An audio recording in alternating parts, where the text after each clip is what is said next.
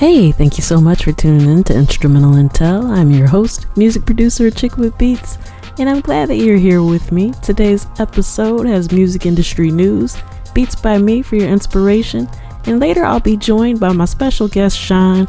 This will be his second time on the show. We're going to talk a little bit about substance over sameness and basically making music that matters and so much more. So yeah, I'm excited to be bringing this episode to you, and before I go ahead and drop that first beat, I gotta give a shout out to my home station, Grander Radio out of Grand Rapids, Michigan, and with that, let's go.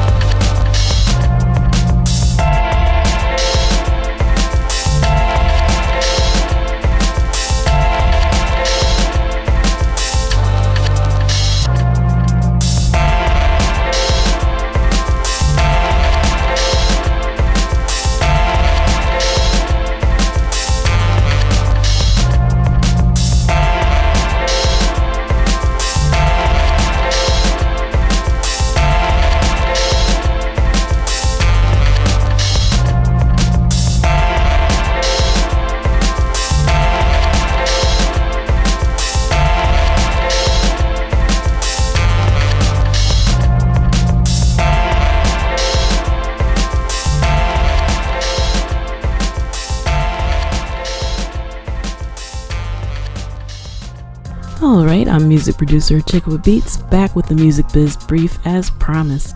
First up, Tidal's new policy blocks the monetization of fully AI-generated music. The platform says many subscribers have expressed not wanting to be exposed to or prompted to listen to wholly AI-generated music, and it aims to reward organic creativity. Effective July 15th, Tidal will label tracks that are 100% AI and remove those impersonating an artist or group. iHeartMedia cut dozens more jobs from its radio division, citing upcoming changes to station programming. The company stated that quote-unquote guaranteed human remains its primary essence, and the changes focus on improving speed for advertisers. The layoffs are part of its cost-cutting program announced with its first quarter results in May. iHeartMedia anticipates saving $150 million in costs this year as it continues to manage roughly $5 billion in debt since its 2018 bankruptcy. Competitors like Cumulus Media and Odyssey have recently undergone similar experiences as radio churns evolve. Reports show that in the US, listeners spend more time listening to podcasts than AM/FM talk radio, but broadcast radio is still responsible for around 67% of ad-supported audio. Hybe label Big Hit Music filed criminal complaints regarding privacy violations of K-pop group Cordis. Small GPS devices have been attached to vehicles transporting the group by fans who use the information to track their whereabouts. There are also investigations into the illegal sale of the group's flight information, which led to unauthorized close-up photos while resting on planes and in lounges. Additional incidents include trespassing in the artist's residence parking structures and impersonating staff to get close to them. The label issued a warning to fans that it will respond to harmful conduct and fan etiquette violations by reviewing all available legal remedies. Music licensing platform Jamendo is suing Suno for copyright infringement, stating the AI platform blatantly disregarded its IP rights by using its music catalog and data to train its AI without any authorization. The company says Suno built its early model, Bark, using approximately 919 hours of Jamendo audio. The dataset was available for non-commercial research, but requires paid licensing for commercial use. Jamendo is seeking actual damages and statutory damages up to $30,000 for each work, and for $150,000 for each work deemed willful infringement. In a separate case, Jamendo is also suing NVIDIA for using the same dataset to train its AI audio models, Fugato and Audio Flamingo. U.S. senators reintroduced the AI Labeling Act, a bill that requires AI-generated audio, video, and images to be labeled. The bipartisan AI Labeling Act of 2026 would require AI-generated media to be flagged by content-sharing platforms with over 10 million monthly users in the U.S., or more than $1.5 billion in annual revenue. Generative AI system providers would also need to attach a visible and machine-readable disclosure indicating when it was created and the system used. And finally, Angami, the MENA-based music streaming service, received an offer from its controlling shareholder, OSN Streaming Limited, to take the company private. The proposal is to buy the remaining third of the shares it doesn't own for $3.39 each, amounting to just over $10 million. Angami launched in Lebanon in 2012, and in 2024, OSN Group took a 55.4% stake. Currently, OSN holds around 67%, and stated it does not intend to sell any of its shares. Angami's board formed a special committee of independent directors to review the proposed acquisition. So we'll have to wait and see what happens. Alright, and that's a wrap for the Music Biz Brief. I'm going to take a quick pause for the cause, and then I'll be back with my special guest Sean right after this. Keep it locked.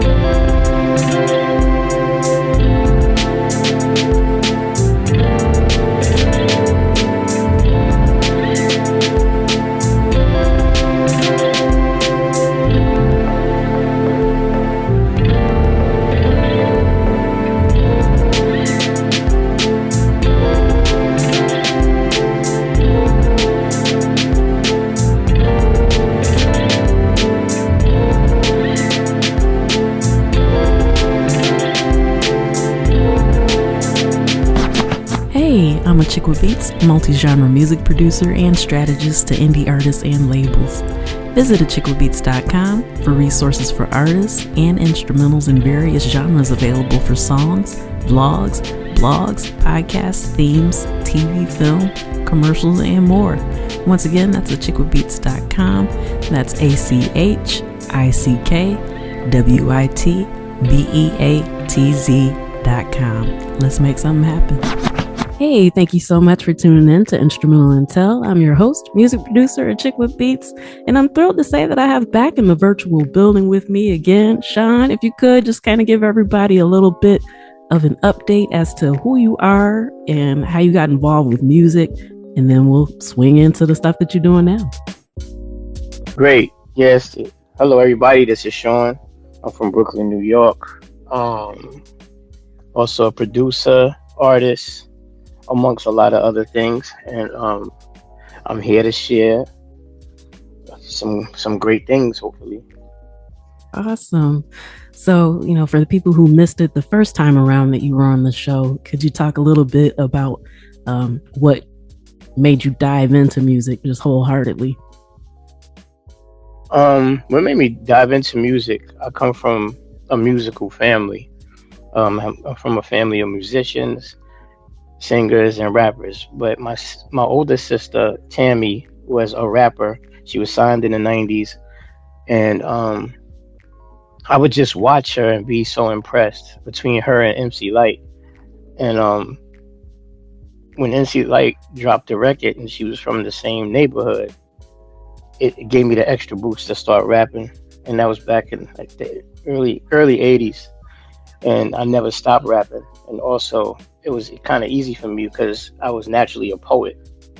So writing wasn't really too difficult. And from this day, I'm now composer, writer, graphic designer, even an author of books. It just took me a lot further. Right. And so with all those things that you venture into, how would you say you kind of get into the creative flow for each of those? I know they're probably a little bit different, or maybe it's the same, but yeah, what do you do to get inspired? I don't have no strategy. It just comes to me.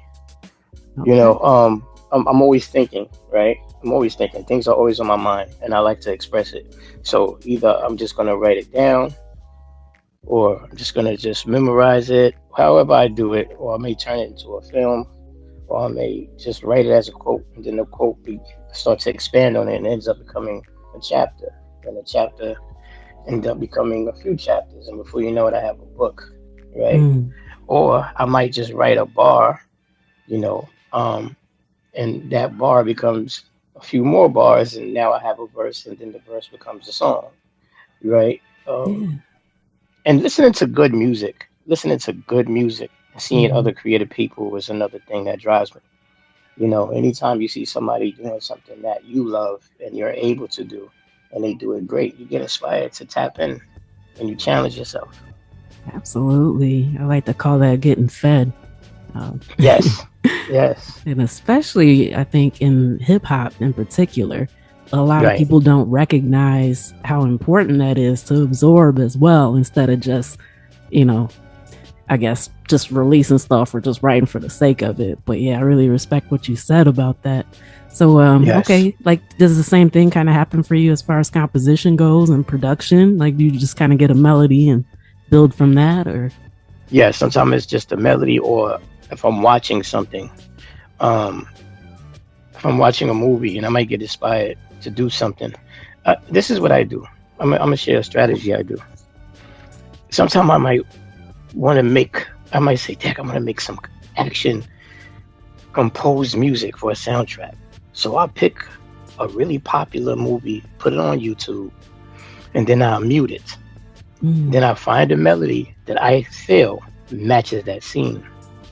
If it's a sad scene, a lot of my beats were made from watching Transformers, every mood. And what I did, every time the mood changed in the film, I would watch that scene and make just two notes that fits that mood. Right? That fits that mood, because every scene has a different energy, right? I would try to create and compose just two simple notes first, and then build from that. Now I got the feeling. I'm like, yeah, I want to do this. Then I'll cut it off. I got my layer foundation, cut it off, and I add to it. Sometimes I go up and down drama. Then I pull out all types of unique live instruments that sound live digitally if I don't play a guitar or violin itself. And I just build from there. Then I name it whatever's on my mind. You know, yeah. Yeah, absolutely. It's always fun when people ask you about the behind the scenes, like, oh, why you name it that? Well, actually, because. Yeah. Okay. So it basically just always got that creativity just flowing. You mentioned. Yeah, it's always there, even when I'm not doing anything. Because sometimes I'll be like, oh, I ain't got no ideas. But if I'm put in the right space, you know, it'll just happen. Okay. Yeah. Definitely feel that. I still can't remember. There was a quote I heard once before, like, there's really no such thing as writer's block. It's just not creating what it is that you were supposed to do. And, right. Yeah. Right. So like when you said you had to get into that right space, it's like, yeah, that's really all it is. A lot of times you're just kind of fighting what it is that you need to be doing. Right. Yeah, the concentration on there, and you blame it on writer's block. Yeah. So, Ray, you've been doing this for a long time. Do you have any favorite projects that you'd like to shout out, or something that you're working on right now that you kind of want to highlight? Absolutely. My favorite project right now is producing my daughter's album that was just released, Legacy. You know, something I didn't expect it, and I always knew she could rap. And she used to rap around the house, playing around. She's a big goofy girl, you know. And now that she's doing the music, I'm trying to get her to be that same way with the music. I said, you already could do content and everything. And it started off, I was working with my manager, and we was creating music. Then I just heard my daughter's voice, and then I started producing for her out of the blue, and sending her stuff, and she would send it back. And we just started creating, and we have a catalog of 62 songs. Wow. Now. Yeah, I went nuts, and she dropped two EPs, one online through our site, two of them on the DSPs, which Miss Tony had produced her first single, actually. That we released. Yeah, she did it. So that's nice. And her album is out now, just recently, and that means a lot to me. Yeah. Because she expressed a lot of things of how I feel, and I think she's the 3.0 with me. She's just as verbally and lyrically gifted as I am, but I think she has a better cadence. She has the young youth who ain't energy. She has her own lane. Her melodies and cadence is just amazing. So I think she surpasses me, and that's what it's supposed to be. So I think that's my favorite project out of all of them. That's incredible. I'm sure, like, you know, as a parent, that's gotta feel really good.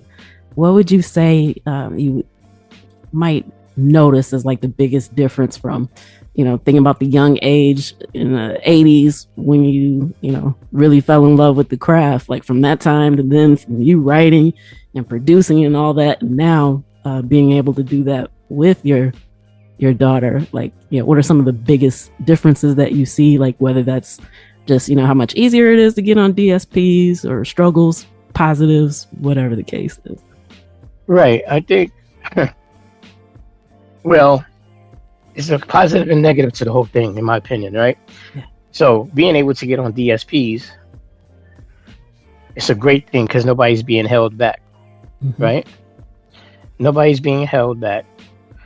But with the lack of substance and actual talent, anybody could put out anything. So it's a gift and a curse.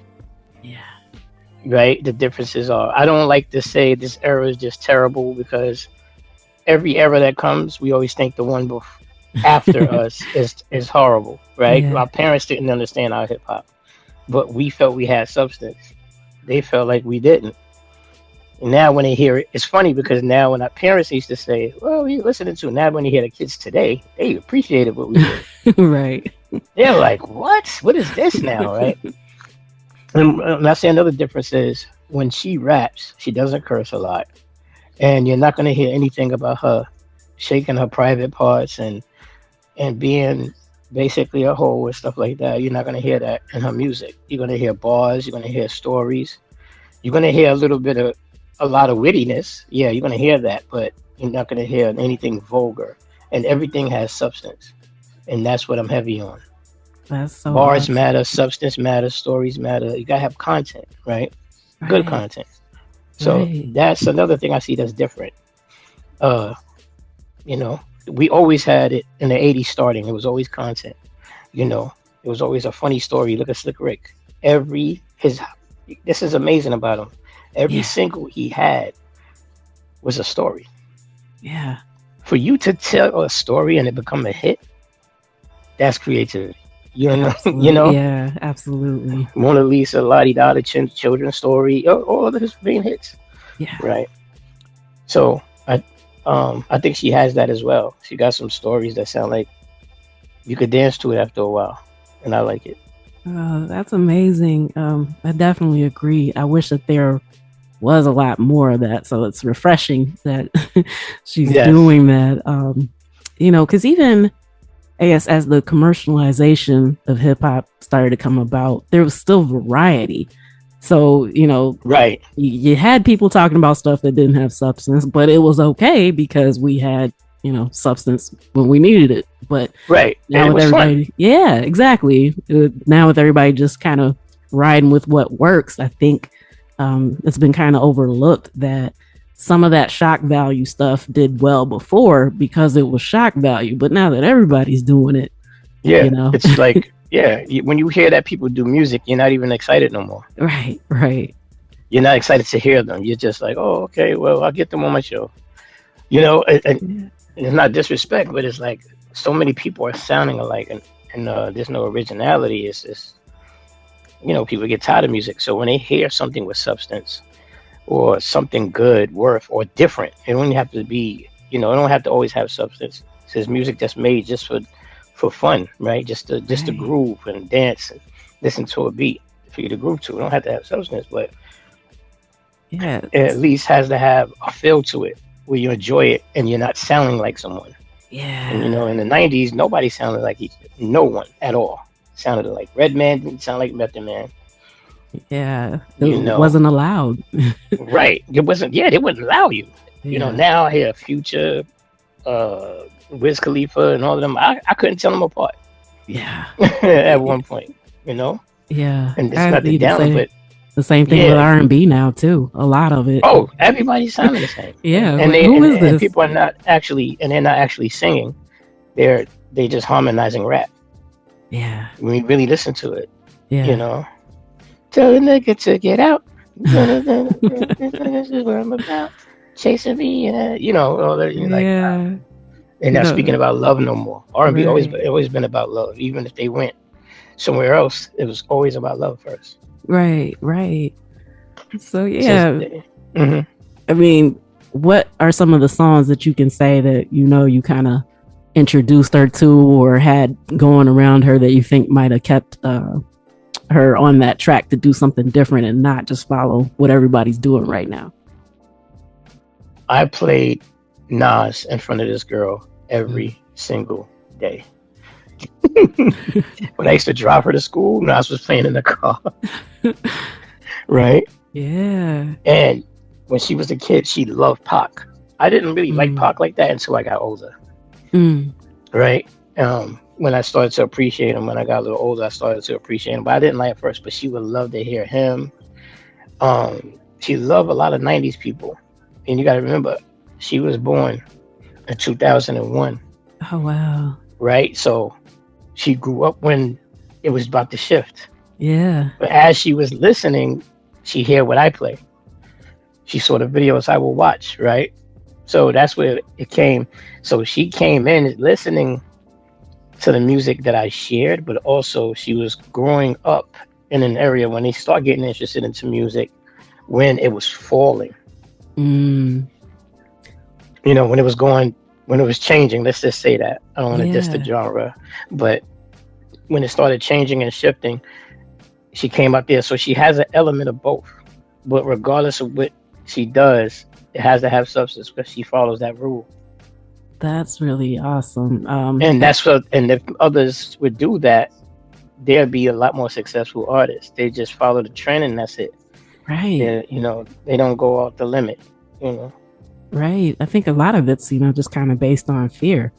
So but not sound like the next person. Right. So it's like, yeah. if I sound like this person, then I'm not gonna get dissed if I sound like this person. They like this sound.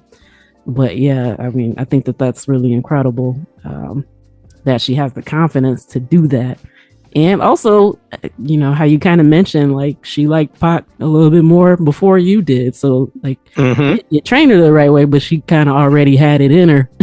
Absolutely. But I just saw, it was a report that was released that was saying that even Gen Z right now is starting to prefer the older music. So, like, most of the stuff that's been staying on the charts the longest has been older stuff, mainly because people want something with substance. They may not recognize that, right offhand, but that's why they're so starved. Yeah, it's happening. It's been posted a lot too. They saying Gen Z is really changing their perspective. Absolutely.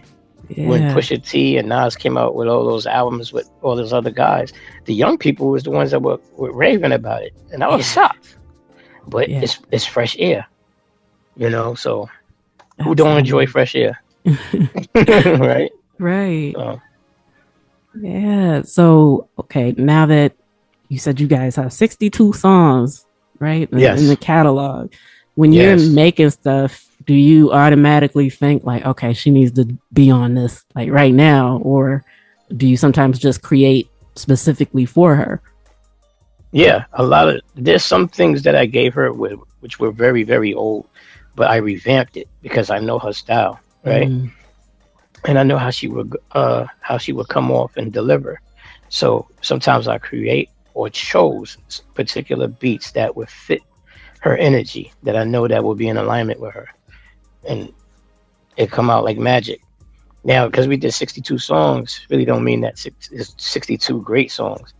There's a lot of them I can't stand, and then some that she really likes that I don't like. So, that happens though. This is why people be having so much unreleased music and lost tapes 10 years later, because they release those things. Or I did that single 3 years ago, and everybody think it's new. It's like now's the time for it. Right. So it's good that I have it because I don't really have to record anything new.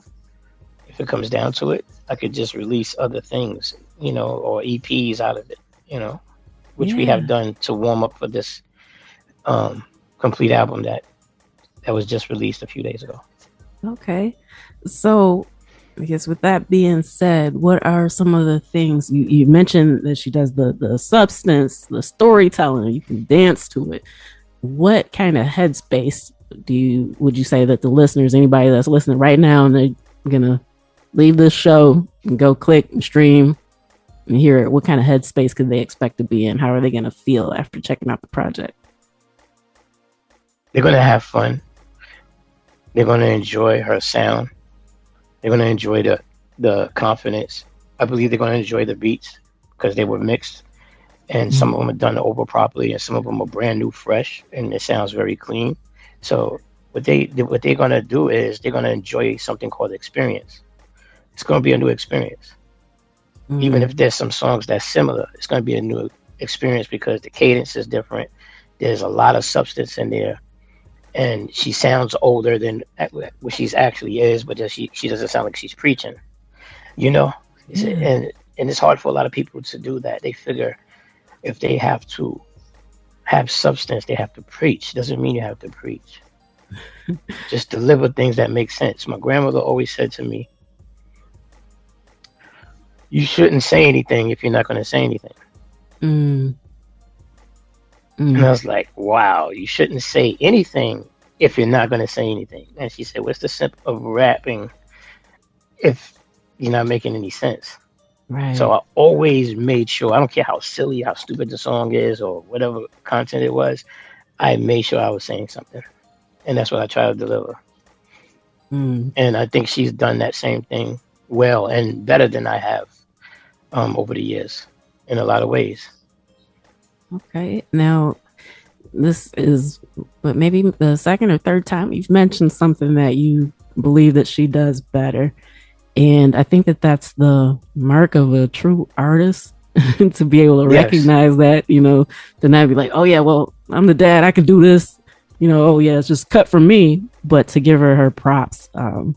Yeah, I just kind of want to mention that because you don't hear a lot of artists do that to right. support people, regardless of who they are. So, yeah, that says something about your artistry. So, I guess with that being said, could you kind of offer advice for anyone listening who may not know how to, I guess, kind of take notes or recognize when somebody's doing something that you believe is at a level that's better than what you're doing, but how you can learn from that instead of feeling threatened, if you will? I don't think anyone should ever feel threatened because if you have the ability to create, you have the ability to get better at creating, Mm. right? What you have to do, which is the most hardest thing for anybody to do, is take accountability that you can and realize that you still can learn. And when I say take accountability, look at why you need to be better. So a lot of people don't want to face that. Mm. They don't want to look at how can I be better. What they make the mistake is how can I be better than them? Mm. And the person they're supposed to be inspired by, they're looking at them as competition instead of a boost for themselves as inspiration. And the only way you get better is to look at what's wrong with you first. It could be I gotta stop envying people.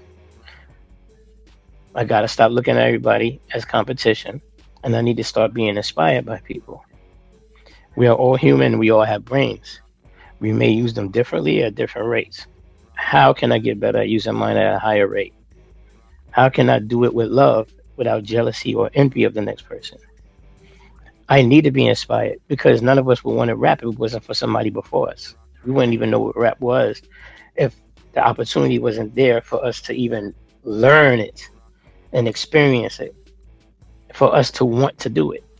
So that interest should continue regardless of how far you go. Mm. Because there's always going to be somebody better. The goal is to be your best. That's my advice. Hey, it's excellent wisdom. Thank you for sharing that. It's a common theme, from guests that come on the show.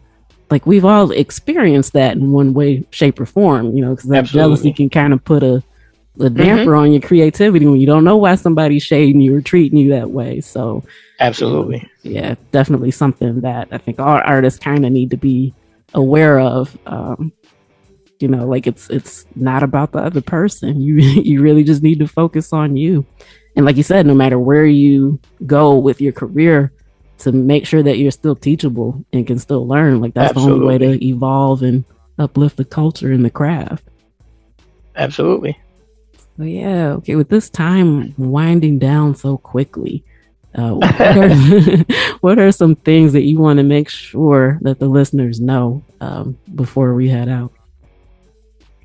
I want them to learn why music is beautiful. Mm. Why music is beautiful and why they should take it seriously because it touches people more than anything in the world. Music is one thing that affects people more than anything in the world other than food and nature. Okay. Sound with rhythm, melody. It's the second largest thing. Look it up. It's the second largest thing that people take interest in. When Mm. people were slaves, how did they sing? How did they come up with singing? They hit drums. They stomped on the floor as they were sweeping. They was creating music with their bodies, singing away the pain. And their singing was forms of prayer, crying out, from day one. Yeah. They would knock rocks together on trees, and even when they couldn't speak, they would bang on things in rhythm. So it's therapeutic. When you tap into the frequency of music, Mm. it can be very good, and it can also be evil, Yeah. depending on the frequency and your mentality. It's really the person's mentality. You know, you make music when you're angry. It could be beautiful. It could be bad. You could sound violent, or you could take it and shift it, right? Yeah. So it's having that and being able to tap into the frequency that you in during your mood. You have the human frequency, then you have the divine frequency. You learn how to tap in with both. You'll be all right. Wow, that is such an impactful statement, and definitely important to remember and keep in mind. Because like you said, I mean, I think that some people aren't even aware of how deeply it affects you. I mean, even as far as memorization goes, like that's why we sing the ABCs. You know what I mean? Like, so you're constantly taking it in, you're consuming it, even when you don't realize it. And so I mean, I really appreciate you for saying that. I think a lot of times, artists can kind of get caught up in, trying to make sure that they stay trending or, fit into the algorithm, and can lose sight of how important that actually is. So yeah, definitely appreciate you sharing your wisdom and your knowledge. And I want to make sure that people know where to check you out, where to check her out, any shout outs that you want to give, links, whatever the case is. Yes. First, I would like to just give a shout out to my team members from RTMG, my manager, Tony, Styles, Lady Boss Lady Shakira, Boss Lady Mo, and everybody else that's been supporting, but mainly them first. You could check me out on SeanX_Royal. That's SHXN_Royal, spelled the same way. That's my artist page. And you can look up my daughter, Baby_Preem. Is BABEE_Preem, PREME. And the album is on the link of her bio as well. So thank you. And just holler at us. All right, awesome. Well, thank you for taking the time out to come back and update us on what you got going on. And doors open. So yeah, if you got more stuff going on, if you haven't heard from me, just let me know. And you're always welcome. Yeah, I got a lot more things to share with you. So we're gonna do this again extremely soon, and it's way beyond the music. Definitely. But it ties into it, so you'll see. Okay, sounds good. All right, thank you. All right, and that's a wrap for this episode of Instrumental Intel. I've been your host, music producer, Chick with Beats, and once again, I want to thank you for tuning in. I'd like to thank my special guest Sean for coming through and sharing his experience and wisdom and dropping those gems. And of course, I'd love to thank my home station, Grander Radio, out of Grand Rapids, Michigan. Make sure you come back next week. I got more goodness lined up for you. So, until next time, you know where to find me. Tune in, tell a friend, and I'll see you then. Peace.